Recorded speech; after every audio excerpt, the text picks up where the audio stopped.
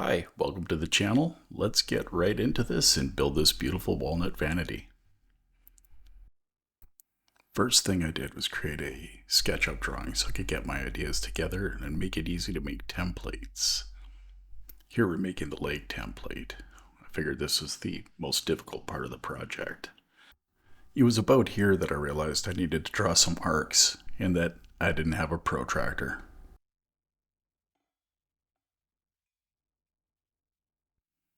No build would be complete without a trip to the tool store to get some kind of tool. In this case, the tool store is Staples, and here's the protractor, and look at that, it's comfortable. And here I am drawing circles. Next thing is to trim the template down, and I'm just cutting the middle line with the track saw. And it's going to snip all that out with the bandsaw. Kind of just nibble away at it, pare it down. And then we're going to go to the spindle sander and kind of sneak up on that curve. I like to apply CA glue to the edges of my templates. This makes them really durable and allows them to go through the router table without wearing down. But don't use your finger.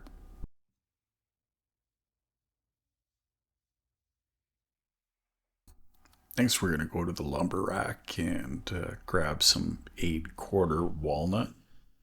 Here I'm just checking to make sure I can get all the pieces I need out of this chunk of walnut, because there's the legs and the stretchers between them.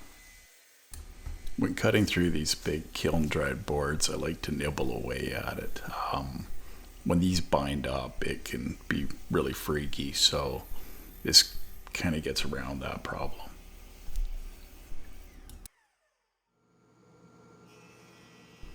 Now we're just going to joint one of the faces and see what we're working with here.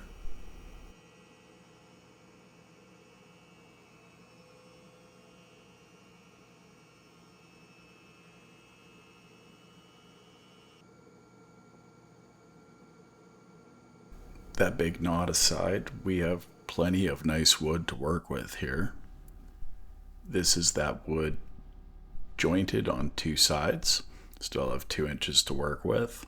We're shooting for 1.75 inches.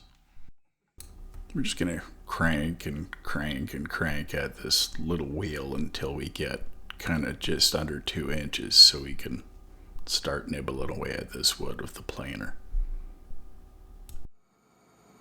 We're going to pass the boards through the planer multiple times, shaving a little bit off each side until we get to our target thickness.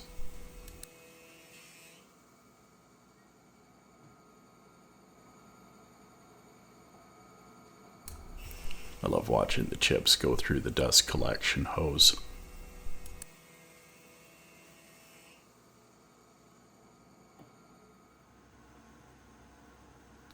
We're going to use the bandsaw here just to cut out one of the legs and make it easier to work on. Could have used the table saw for this too, I guess.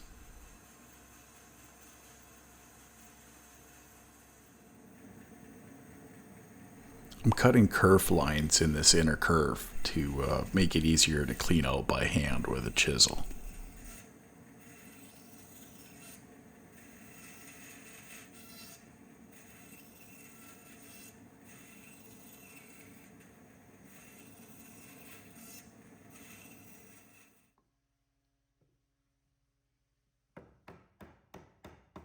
Just going to knock these off with this super blunt chisel.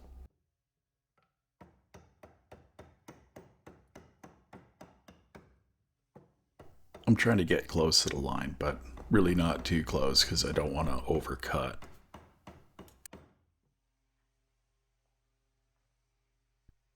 And here are those legs all rough to size. I'm going to shave the back flat for as a reference with the jointer. It's a couple passes and it's smooth. And then we're going to take it to the oscillating sander and we're just going to sneak up on a line.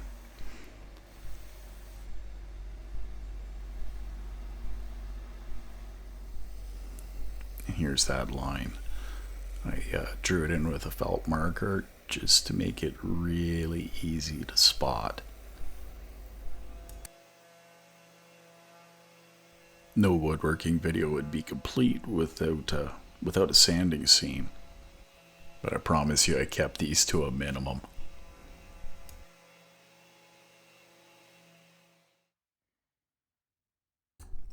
Here's what they look like all sanded and matched up. I'm just turning the pieces to figure out what sides I want to use as fronts. I actually want a lot of the dark grain because it turns into a beautiful chocolate color when it's finished. Marking a little F on them so I can keep track of them.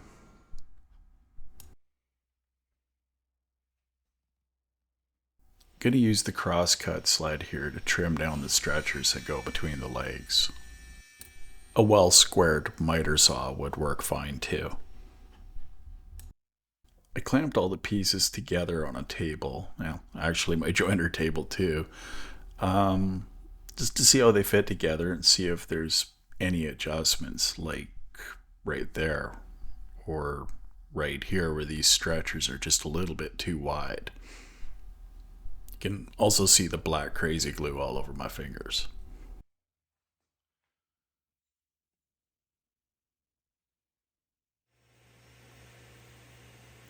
We're going to use the table saw to take about 3 30-seconds off the one stretcher and a 1/16 off the other. I really like the Jessam hold downs. They have a little wheel and kind of push down on the wood, but also guide it towards the fence, keeping it nice and tight. I think anything can be a push stick if you want it to be. Here's another test fit, and that looks really good. The cabinet walls are made of plywood and they pocket into these legs, so we need a dado, and in this case a stopped dado, so kind of gently lower the wood down on the bit and hope for the best.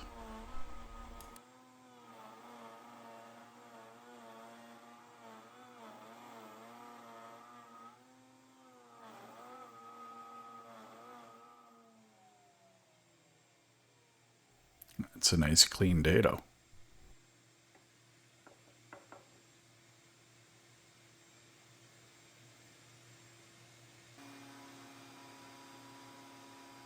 The other leg is more of the same, but we get to feed it through the router table in a more conventional manner. And look at those chips.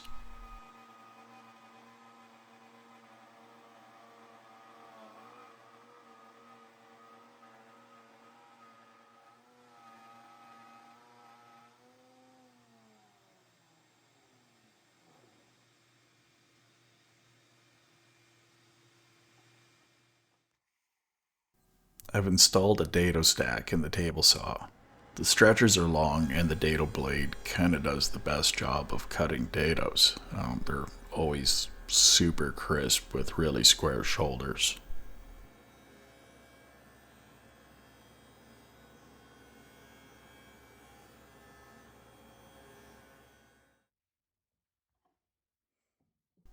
The cabinet floor and gables both pocket into the legs, so there's a spot where they meet up at the bottom. And I just cut these out with a chisel and a plane.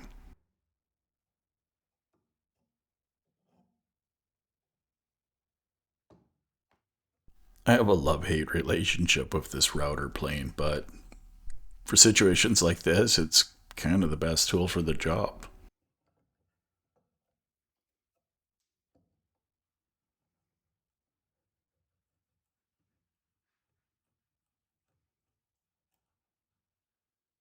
I did knock a corner out, so I glued this little piece of walnut in and cleaned it up later. Here's how that looks when it's done. I'm just sliding a piece of 3/4 inch ply in to see how that all fits together, and looks pretty good.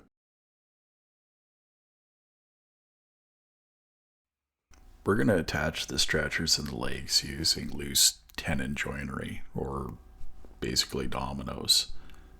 And just kind of getting a look at how that's going to lay out and drilling some holes.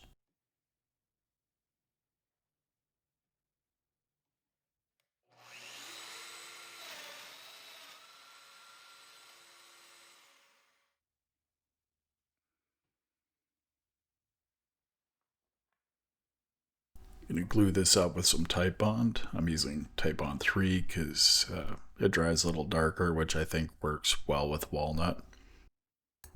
Oh yeah, and I got these little silicone brushes off Amazon. They're really great. They clean up easily, glue doesn't stick to them, and they kind of make gluing almost more enjoyable.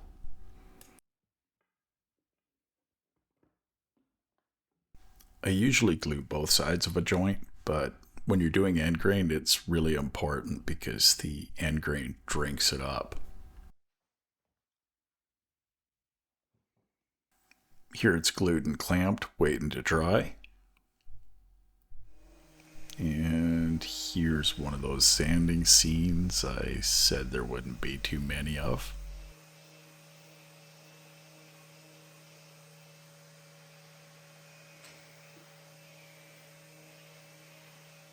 The whole face frame has a 1/8 round over, so I use this little cordless trim router, and I love it. It's great.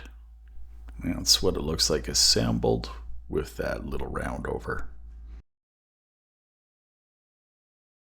I think it's really pretty, but I don't think you can go wrong with walnut.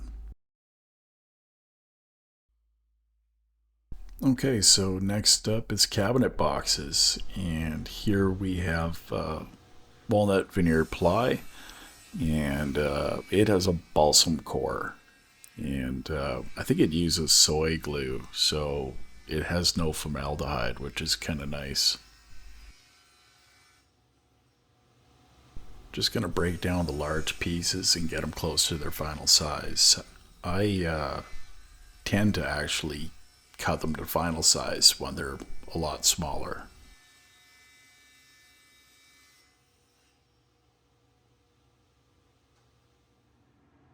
And here are all the plywood parts of our cabinet box.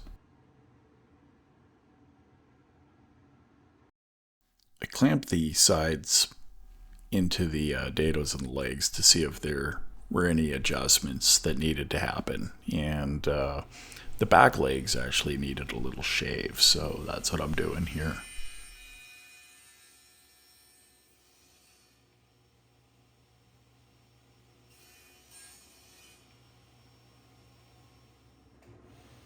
The bottom of the cabinet nestles into the back legs, so I have to cut these 3/4 inch slots. So that's what I'm doing here.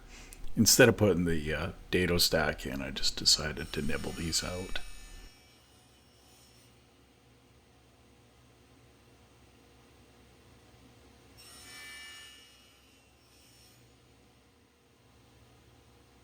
This feature probably wasn't necessary, but I find it's kind of nice that the floor is supported by the leg.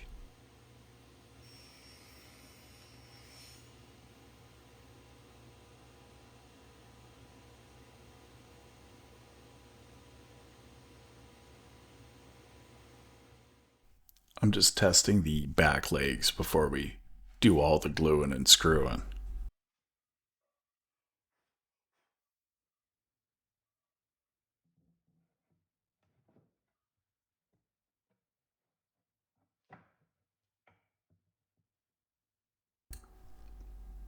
Looks good. This little John Deere looking thing is a Castle pocket hole machine.